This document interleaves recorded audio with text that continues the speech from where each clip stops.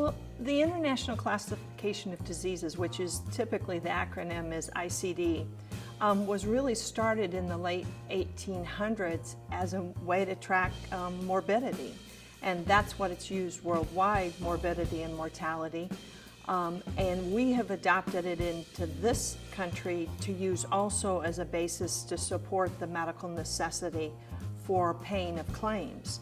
So physician services are linked to a code, a diagnosis code that creates that medical necessity. All of the other countries, typically all the industrialized countries in the world, over 100 of them, have already transitioned over from ICD-10 that we're in. We in the United States started using that in the late 1970s, and they're on the 10th revision, hence the ICD-10.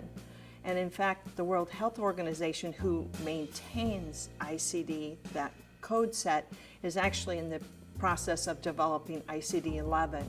What makes it difficult in our country is, again, we've used the statistical capture of that information for another purpose. And so instead of just transitioning from diagnosis coding over to diagnosis coding, because it's used in reimbursement, it makes it that much more difficult because payers have to adapt and software has to be adapted, where in other countries they've able just to been transition one data set to another data set with a crosswalk.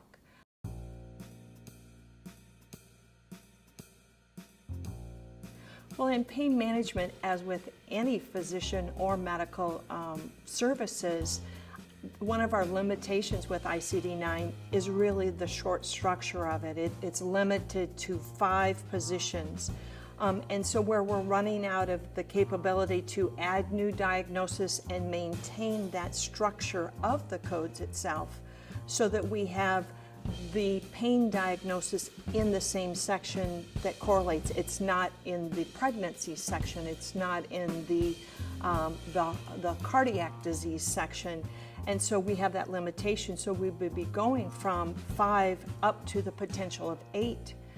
It's also much more of an alphanumeric character system rather than primarily just a numeric.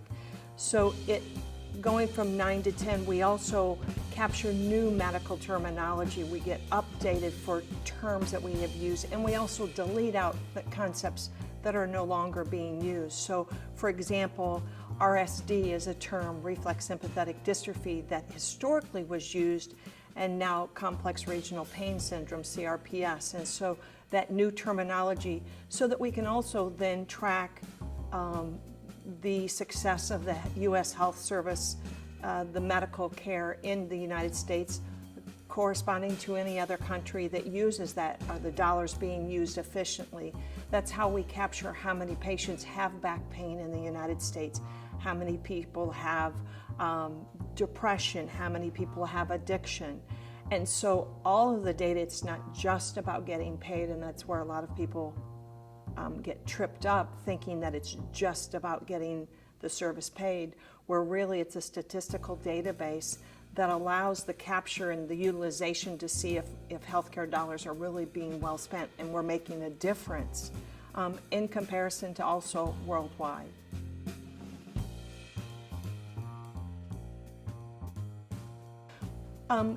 There has been a lot of fear in that crosswalk and looking to, we're going from approximately 16,000 codes to over 70,000 codes in physician and provider services. Hospitals will have exponentially more, but there's been a lot of fear propagated that it's going to be so large that it's not going to be manageable, where in reality, pain management providers really deal with a couple of chapters.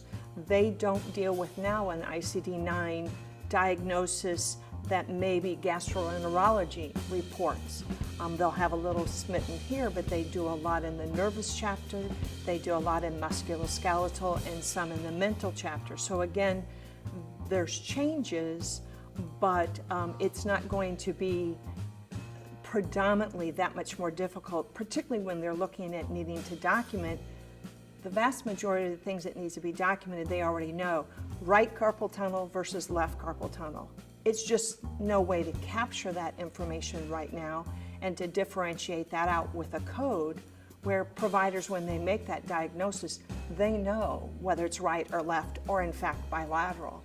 And so being able to capture again that statistics and looking at it, whether they apply it back to industrial accidents, do we see an increase of only right-sided versus left-sided or in fact bilateral with particular occupations, factory line workers, that type of thing. And so in many of the cases, that specificity is already known.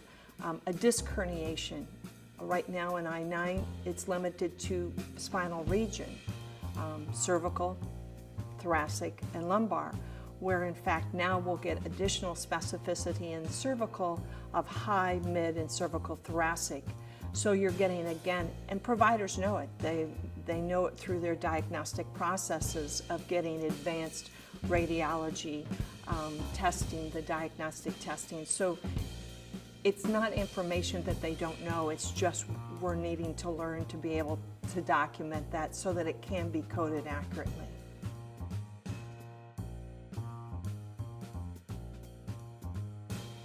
Well, in getting ready for ICD-10, originally it was set to be implemented October 1 of 2014.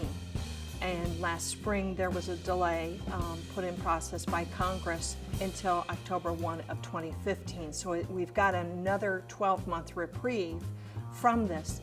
And so in this process, what I'm really trying to recommend to providers is, number one, look at their documentation. Take their top 20 diagnoses that they report now and look to see what they'll crosswalk over to. And do I have the necessary, am I documenting it's a right shoulder pain versus a left shoulder pain? Am I documenting that I have radiculopathy with, say, spondylosis? And so that we can just, over the next 12 months, make sure that the documentation is really there so we can take as, full use of the code set that we can. And so make those kinds of modifications and look to see where in their practice they use diagnosis codes. Many, again, default to, well, I just need them to pay claims.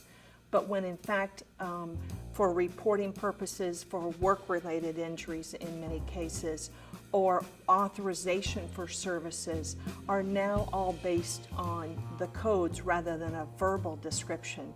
So again, so that they don't forget and miss a form that they didn't even think about. So again, having someone step back and just through their daily practice, go through a week and where do we use an ICD-9 code? And then address and look at that gap analysis between what we're doing now and what do we need to do now, by October 1 of 2015 to make that so that we can adopt it and have as smooth a transition as possible.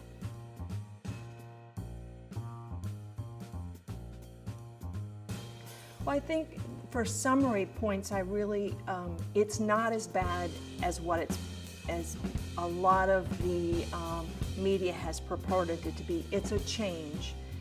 It's no different than any change, and with change, people can sometimes feed on that fear.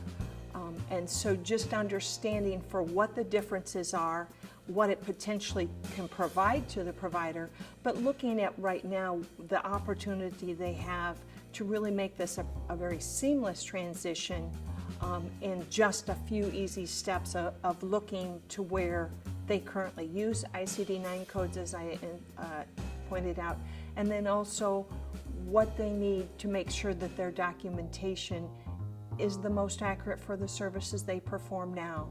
And so looking at those 2 points can make it much easier to when we're looking at this point next year.